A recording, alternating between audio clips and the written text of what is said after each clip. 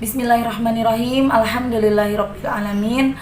Allahumma sholli ala sayidina Muhammad wa ala ali sayidina Muhammad. Assalamualaikum warahmatullahi wabarakatuh.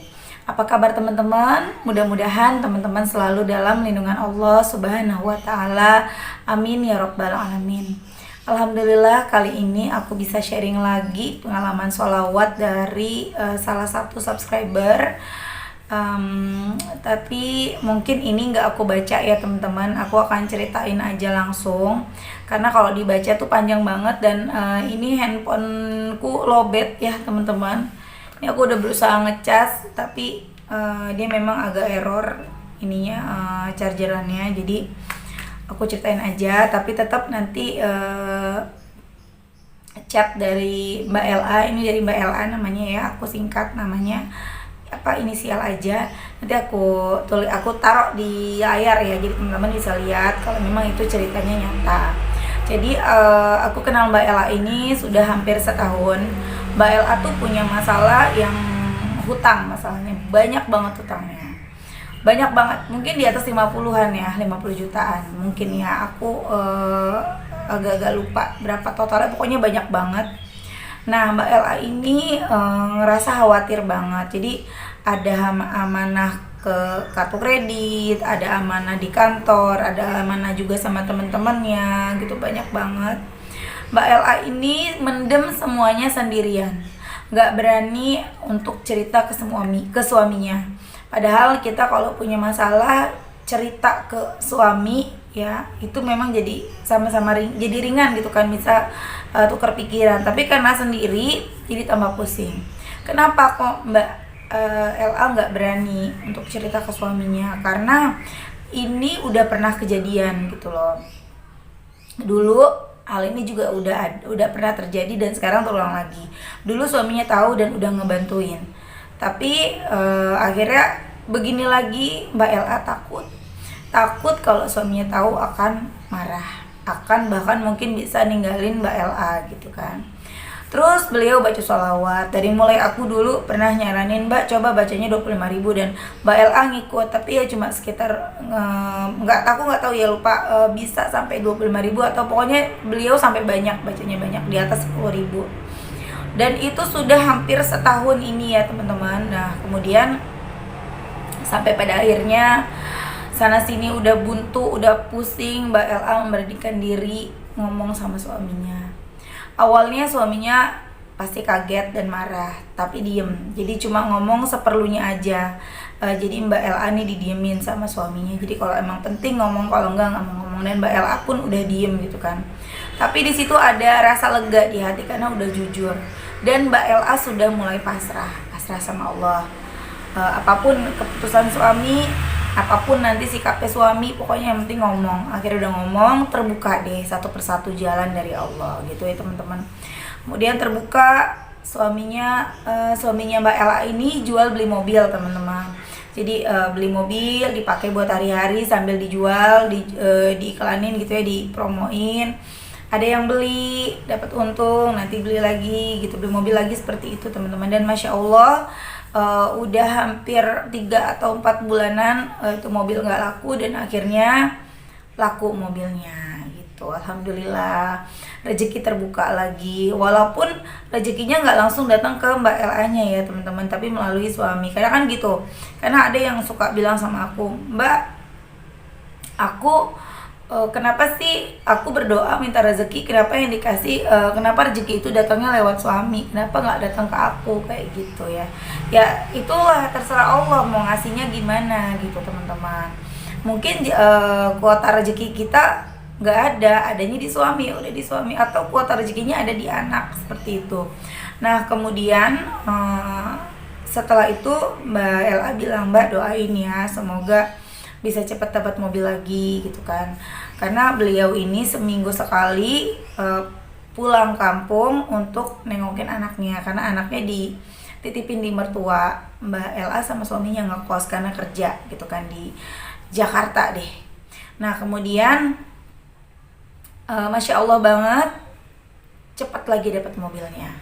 Dalam hitungan hari udah dapat mobil. Kemudian beruntun dapat rezeki lagi, sampai Mbak LA ketika itu udah nggak punya duit, udah bingung mau gimana, akhirnya dapat lagi uang dari suaminya, dikasih tambahan 500.000, alhamdulillah. Kemudian Mbak LA selain dapat rezeki seperti itu juga di kantor dikasih keringanan. Jadi sama kantor jangan disuruh ganti dulu, tapi benar-benar diteliti dulu kemana uangnya, kenapa bisa selisihnya jauh seperti itu teman-teman.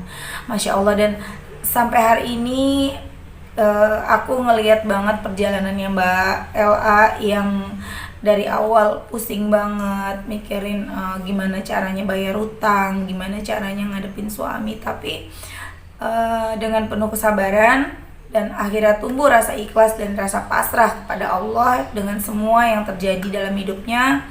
Akhirnya Mbak LA mendapatkan jalan keluar dari Allah, dan suaminya juga udah nggak marah lagi, bahkan dapat tambahan rezeki dari Allah melalui suaminya dan banyak hal. Jadi buat teman-teman yang punya masalah yang sama kayak Mbak LA, jangan putus asa, terus dibaca sholawatnya. Mbak, tapi saya belum ikhlas baca sholawatnya Mbak, saya masih ngejar-ngejar. Nggak apa-apa, baca terus, biarin. Karena apa? Dari semua amalan ya, kayak istighfar, misalnya zikir istighfar, itu belum tentu loh, belum tentu kita diterima istighfarnya. Kita sholat, belum tentu juga sholat kita diterima. Kita sedekah pun belum tentu sedekah kita diterima. Tapi kalau kita baca sholawat, walaupun kita bacanya sambil aktivitas, walaupun kita bacanya belum ikhlas, walaupun kita bacanya masih belum fokus, itu tetap dapat balasan dari Allah. Kenapa? Karena ada Rasulullah di situ. Nah, kemudian teman-teman, Mbak LA ini juga punya satu impian, yaitu ketemu sama orang tua kandungnya, karena beliau nggak pernah tahu orang tua kandungnya di mana. Beliau tinggal sama orang tua angkat beliau. Kita doain ya sama-sama, mudah-mudahan Mbak LA bisa ketemu sama orang tua kandungnya, karena nggak enak banget ya teman-teman kalau kita hidup kita nggak tahu ibu kita siapa, ayah kita siapa, kakak kita siapa, ya kan. Makanya bersyukur buat kita yang masih punya keluarga kandung kita dari dekat kita, itu yang kita syukuri banget ya teman-teman. Nah, sampai di sini ceritanya Mbak LA ya, jadi aku persingkat. Jadi intinya itu, jadi buat teman-teman yang punya hutang, bahkan mungkin sama kisahnya kayak Mbak LA, takut ketahuan sama suami, bismillah, banyakin sholawat dulu, banyakin istighfar dulu, baru ngomong ke suami ya. Sebelum ngomong suami, ngomong dulu sama Allah, ya Allah, setelah saya udah pasrah, saya bingung ya Allah, saya mau ngomong sama suami, tolong bantu saya ya Allah. Insya Allah Allah pasti bantu. Kalau misalnya suami marah, suami ngediemin, wajar, namanya juga orang kesel ya. Tapi insya Allah suami akan baik lagi, seperti suaminya Mbak LA ini. Jujur teman-teman, jujur sama suaminya. Kalau misalnya punya utang kayak gini, jangan dipendam sendiri, nanti pusing, masalah nggak akan kelar. Tapi ketika kita jujur, satu persatu akan dibukakan jalan sama Allah ya. Nah, kemudian aku mau sharing juga. Jadi ada mungkin mbaknya baca ya. Ada mbak yang pernah curhat ke aku, bilang, Mbak, gimana ya, masalahnya keuangan. Gaji suami aku nggak cukup buat nutupin kebutuhan makan, bayar kontrakan, nabung untuk ini, biaya itu, bensin segala macem. Pengeluarannya lebih besar daripada pemasukan. Dia bingung banget gimana gitu kan. Jadi gini teman-teman, mungkin kisah ini, cerita ini juga dialamin sama teman-teman ya. Gini loh, kita jangan mengkhawatirkan hal yang belum kita alamin teman-teman. Masa kita kayak nggak punya Allah sih? Kita gajian misal tanggal 1 nih, terus kita udah mikirin gimana nasib kita tanggal 30, gimana nasib kita tanggal 25, sementara gaji cuma cukup sampai tanggal 10, atau bahkan mungkin gajinya cuma cukup sampai tanggal 5. Teman-teman, kita jangan jadi orang yang kayak nggak punya Allah. Allah itu udah ngejamin rezeki kita, tinggal kitanya gimana, mau berusaha nggak.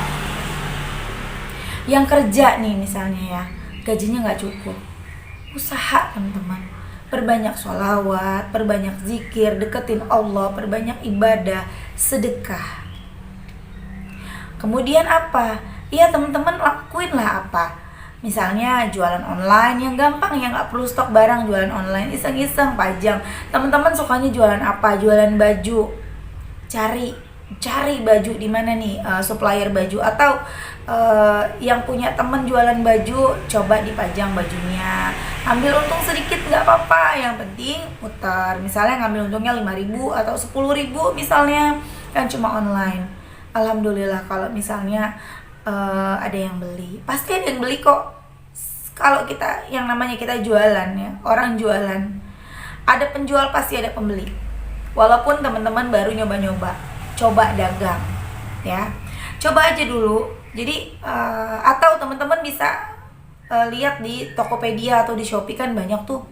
Teman-teman cari supplier penjual yang komentarnya tuh bagus gitu ya, komentar para pembelinya tuh bagus. Nah itulah sama teman-teman ambil sama teman-teman ambil gambar-gambarnya, kemudian dijual sama teman-teman. Jadi kita harus semangat teman-teman, jangan ngeluh dulu sesuatu yang belum terjadi udah dikeluhin, apalagi sampai ada yang nangisin gitu. Kita harus semangat, kejar semuanya dengan usaha langit dan bumi. Usaha langitnya ya dengan kita bersedekah, sholat tepat waktu, berbanyak sholawat. Maaf ya berisik ya teman-teman ya, soalnya aku rumahnya di pinggir jalan. Nah ini kenalin nih, ini kucing aku, namanya siapa namanya? Namanya Miki. Ini namanya Miki tuh. Nah teman-teman, kemudian cowok misalnya, teman-teman bisa sambil nge-grab, ngojek ya, tapi disyukuri. Dapat sehari 10-20 ribu disyukuri teman-teman. Jangan kita tuh pengen langsung dapetnya banyak. Bersyukur dulu hal yang kecil, nanti kita akan mendapatkan yang besar gitu. Sambil sholawat sambil kita jangan, dan berdoanya tuh gini teman-teman, ketika untuk teman-teman yang jualan ya, ketika jualannya sepi belum ada yang beli, jangan ya Allah kenapa belum ada yang beli, ya Allah kenapa begini padahal kebutuhanku banyak. Jangan mengeluh. Ya Allah, hamba yakin hari ini Engkau lakuin dagangan hamba. Ya Allah, hamba yakin hari ini banyak yang order. Ya Allah, hamba yakin hari ini hamba dapat untung sekian. Hamba yakin Engkau menolong hamba. Kemudian teman-teman tambahin sholat duha. Sholat, kalau yang butuhnya rezeki, butuhnya uang atau apalah itu ya, bayar utang segala macam, coba deh sholatnya 6 rakaat. Kenapa? Karena janjinya Allah, barang siapa yang sholat 6 rakaat duha, maka akan aku cukupkan kebutuhanmu. Nah, percayakan sama janji Allah. Allah itu gak pernah ingkar janji loh teman-teman. Kalau Allah udah janji, Allah pasti penuhin. Cobain sholat 6 rakaat, kemudian baca istighfarnya 100 kali. Ini amalan Ustadz Yusuf Mansur ya, yang istighfar 100, subhanallah wa bihamdi 100, kemudian baca sholawatnya 100. Terserah mau sholawat apa. Kalau aku sih biasanya sholawat Jibril aja, karena aku memang lumayan sibuk. Ini aja aku sempetin ya teman-teman, karena aku lihat sendiri di belakang aku nih dagangan, aku mesti jualan, dan aku juga jualan online, kemudian aku harus masak, belum lagi ngurusin rumah dan lain-lain, banyak yang aku kerjain, belum lagi ngurusin kucing. Jadi ya mohon maaf kalau aku jarang update. Miko sini sayang. Nah ini kucing aku nih. Kalau yang ini namanya Miko, kalau yang ini agak galak. Ya Miko ya, Miko galak ya. Kemudian ada lagi yang curhat sama aku, Mbak, aku putus sama pacar aku pengen balikan sama dia, aku nyesel. Gimana sih Mbak caranya meluluhkan hati mantan gitu? Gini loh teman-teman, gak ada cara meluluhkan, gak ada sholawat untuk meluluhkan hati mantan tuh gak ada. Teman-teman baca aja sholawat yang banyak, baca setiap hari, baca terserah mau berapa, minimal 1000 kali kalau saran aku. Dicicil setiap habis sholat, nanti apa yang menjadi kebutuhan teman-teman tuh Allah cukupin, Allah bantu. Kita tuh butuh apa? Kita butuh rezeki, kita butuh jodoh, kita butuh anak, kita butuh masalah kita selesai. Yang lagi kuliah pengen skripsinya cepat selesai gitu loh teman-teman. Perbanyak baca sholawat aja, nanti dengan sendirinya apa yang menjadi hajat kita, yang menjadi keinginan kita itu sama Allah dibantuin, ditolongin. Tapi kalau memang itu pantas buat kita ya, kalau memang itu nggak pantas buat kita, Allah nggak akan kasih dulu, Allah tunda dulu gitu. Dan bahkan ada yang, Mbak, saya udah baca sholawat udah banyak kok belum dikabulin sih, Mbak. Pertama, mungkin kita dosanya masih banyak, jadi perbanyak lagi sholawatnya supaya dosanya semakin habis. Yang kedua, mungkin juga ya teman-teman, Allah konversi dalam bentuk yang lain. Allah tahu di depan akan terjadi sesuatu, makanya Allah tunda dulu permintaan kita, Allah kabulin dulu, Allah tolong dulu kita gitu. Kemudian yang ketiga ya teman-teman, mungkin itu bukan yang terbaik untuk kita, makanya Allah gak mau ngasih gitu loh teman-teman. Pokoknya benar-benar percaya sama Allah, yakin sama Allah, yakin sama pertolongan Allah. Nggak usah panik, nggak usah risau, apalagi sama hal yang belum terjadi. Pokoknya semua masalah enteng. Perbanyak sholawat. Setiap habis sholat jangan langsung bangun, baca dulu minimal 100 kali deh. Yang pendek aja, sallallahu ala Muhammad, sallallahu ala Muhammad. Sambil teman-teman aktivitas baca di hati, sambil kerja dalam hati baca sallallahu ala Muhammad, sallallahu ala Muhammad. Sambil masak, yang ibu-ibu kayak aku sambil cuci piring, sambil ngapain aja, setiap ingat di hati sallallahu ala Muhammad, sallallahu ala Muhammad. Apa salahnya? Satu sholawat dibalas 10 kebaikan, dikasih 10 kebaikan, dihapus 10 dosa, dinaikkan 10 derajat. Masya Allah. Ya seperti yang dibilang sama almarhum Syekh Ali Jaber ya, kita ibu-ibu suka sama sale, sama diskon, beli 1 gratis 1, beli 2 gratis 1, dikejar. Allah ngasih sale, baca 1 dapat 10, kita nggak mau ya teman-teman. Kenapa nggak kita ambil gitu loh? Ayo teman-teman, kita ambillah pahalanya itu. Nanti dengan sendirinya satu persatu masalah kita muncul. Kemudian ada juga teman-teman yang udah baca sholawat, udah dapat segala macam kebaikan dari Allah, udah ngerasain masalahnya selesai. Tahu-tahu ada yang bilang, nggak boleh lo baca sholawatnya karena dunia, nggak boleh lo baca sholawat karena pengen ini dan itu. Jangan dengerin teman-teman, jangan. Kita mintanya kan ke Allah.